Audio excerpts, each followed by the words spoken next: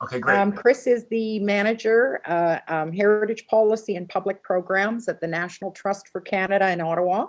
It's a national charity working to save and revive Canada's heritage places. Since 2007, Chris has been the organizer of the National Trust Annual National Conference, and it has helped become Canada's leading forum for the heritage sector professionals, volunteers, and practitioners. In addition, he assists with the National Trust government relations, advocacy work, including the National Trust's Endangered Places list and development of positions on heritage policies, particularly financial incentives. Chris was a heavy user of the malt shop in the Bay's basement while studying for his BA degrees at the University of Winnipeg and the Canadian Mennonite University. So we love an ex-Winnipegger, and we love the National Trust for Canada. We did have the conference in Winnipeg in 2019, which was a thrill to work with you guys.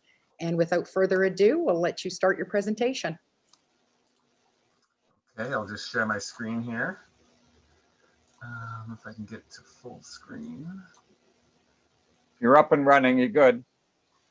Okay, great. Just getting my full screen. Hopefully it works. Perfect. Okay, thanks all. And thank you, Cindy, and the rest of the Heritage Winnipeg crew for having me here. Yes, indeed, had a lot of good times in the Bay and hope to have some in the future. So wanted to talk about the National Trust's Endangered Places list and this whole idea of tackling the systemic barriers really quickly. The Bay building was actually listed on the National Trust Endangered Places list back in January, so I wanted to talk about that. But first of all, what is the National Trust? Well, we were founded in 1973, formerly known as the Heritage Canada Foundation, and we're a national charity that works to protect and revitalize Canada's heritage places. So we're a national heritage organization. We don't work in isolation. We work with the National Trust's National Council, which is the collection of the national, provincial, and key municipal heritage organizations, and to plot strategy and identify issues. And we've been delighted to work over the years with Heritage Winnipeg and the Manitoba Historical Society, who have organized this webinar so ably today. I wanted to start off with this picture of the Kingsbridge Centre in Western Ontario because I think it's inspiring for the Bay building. Here was a place in rural Ontario, Western Ontario, a large United Church that was closing down, and this community was losing its community heart. And they actually rallied around this building, and a very, very, very small community. And now it's been reborn as a multi-purpose facility. And I think if they can do it in a place with a couple of hundred people and basically farming communities, if they can do something of this magnitude, hopefully we can do the same in Winnipeg. So the National Trust's Endangered Places list, this is one of our key advocacy programs. And last month, as I mentioned, we listed the Bay building as a part of that list. So what's the point of that? Well, the aim of the Endangered Places list is to shine a national spotlight on heritage places at risk. And we've always sought a representative geographic range of places from across the country and types of places, from Indigenous cultural landscapes to vernacular houses, infrastructure like bridges and lighthouses, or commercial and industrial sites. So over the years, last 15 years or so, we've flagged about 150 sites, and there's been dozens and dozens saved. A number of them still sit in limbo, and some sadly have also been demolished over the years. So with the listed Bay building, of course, we are interested in its special heritage status on its own individual merits, but and this has always been a sort of a key element of the list. We're also interested in the way it speaks to broader systemic barriers that stand in the way of heritage preservation places. So with this listing, we really want to be both reactive and use it as a proactive tool, using the singularity of a place like Winnipeg to also expose some of the deeper systemic challenges that face older buildings. So quickly running through some of these things, we actually created a report last month, well, earlier in the fall, called Making Reuse the New Normal. And we talked to a lot of developers and other people in the heritage sector across the country to try to look more closely at those barriers. And we identified 4 of them, and I'm going to run through those: cultural, technical, regulatory, and economic. And because I think they all come into play here in the Bay decision and help see the Bay through that kind of a lens. I was just walking around the area in fall, and I saw this renovation truck that had this statement on the side of it: design, destroy, rebuild. And I think that's very indicative of the kind of the modern post-war era thinking that we're still stuck in. I have a dream, I demolish what's there, I create something new. And I think that paradigm could come into play here too. I'm thinking back to something like the Eaton's building in the early 90s succumbed to just those kind of forces. So I think Mark has really brought up the fact that, you know, we need to advance quickly and change that kind of marketplace of obsolescence and premature obsolescence. And to do that, we really need to overcome our ingenuity deficit, which is the limitations in our ability to conceptualize and conceive the adaptive reuse of new buildings. And we need to do that rapidly to reach our climate change goals for sure. The other thing is the industry is kind of built towards new construction, and it's sometimes hard to shift it in the way of reuse. So there's also physical and technical barriers, and it's interesting, really briefly on these, just to see in a place like the risks of the unknown and limited know-how. Thankfully, in the case of the Bay, we know a lot about that building and about its limitations and its strengths. There's also challenges around deferred maintenance that often come into play with older buildings, and there's an accumulated probably maintenance deficit there at the Bay, which is also kind of a millstone hanging above it. That is the case with the Église Sainte-Marie, which is the largest wooden church in North America. Actually, it's over in Nova Scotia, and a leaking roof has caused all sorts of a cascade of problems. And so this beautiful church is, you know, on the brink of demolition if we're not careful. Also, this idea of demolition and new materials, they're cheap. The cost of demolishing a home, for instance, in Calgary, is a mere the permit for that is a mere $300, and the costs of actually throwing it in the landfill are not considerable enough to actually step in the way of it. So I think there's a whole kind of challenge around the way we use materials above and beyond thinking about carbon emissions and some of those challenges that Mark was bringing on aboard.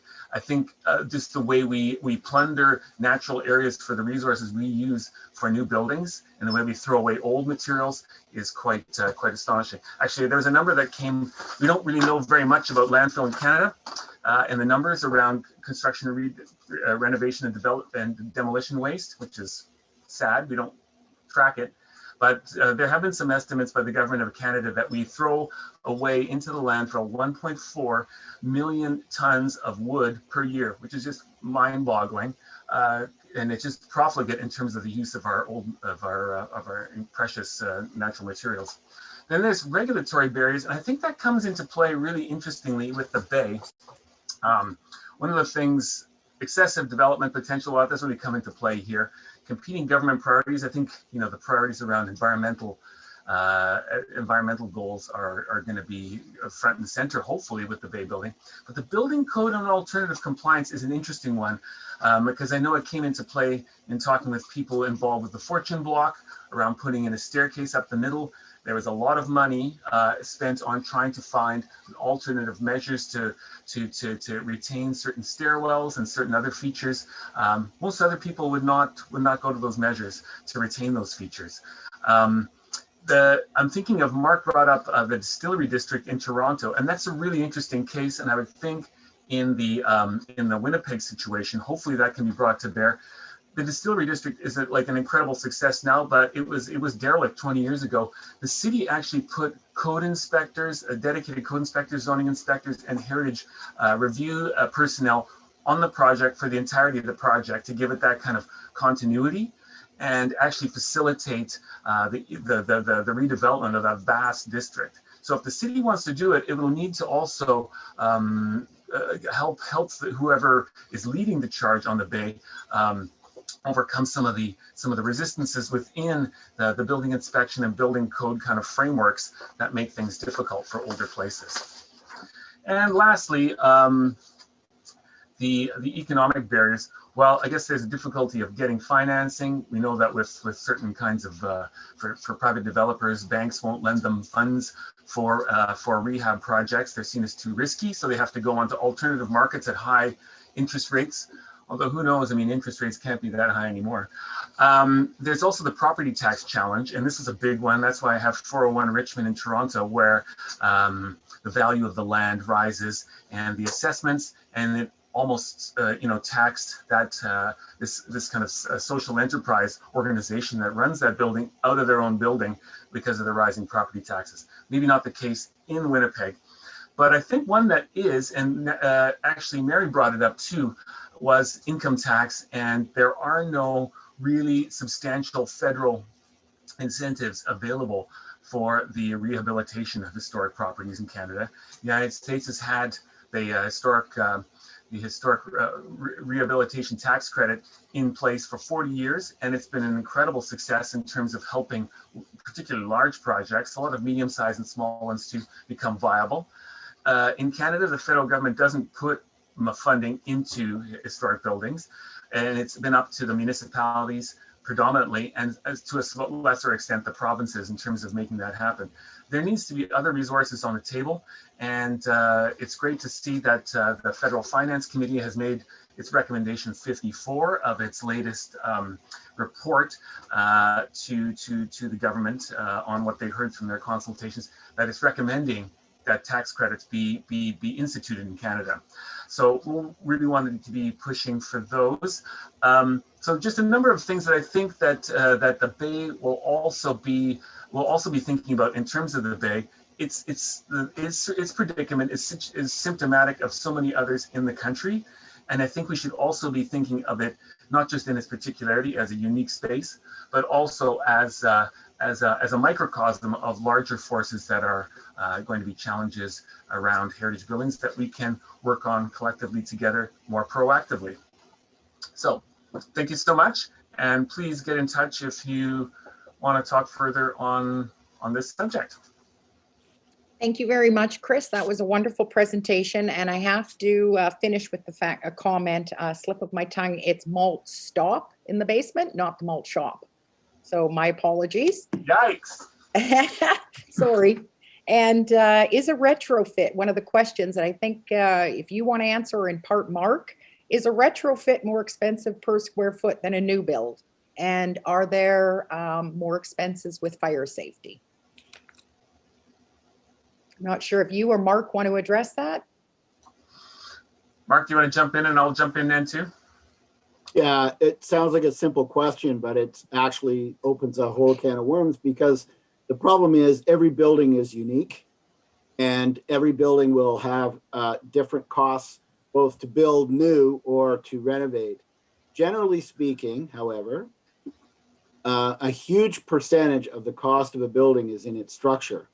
So if you go in and clean the building back to just its skeletal structure, whether it's steel or concrete, you're going to save a lot of money right there. With a building like the Bay that has a very robust building envelope, particularly the walls, the cost is really going to be to upgrade windows and perhaps some interior insulation in areas that don't have heritage value. So overall, the cost would be less expensive than building the same volume of new construction at a high level. The other thing from an environmental point of view, an environmental cost, because cost is always looked at far too unbalanced, in a far too unbalanced manner.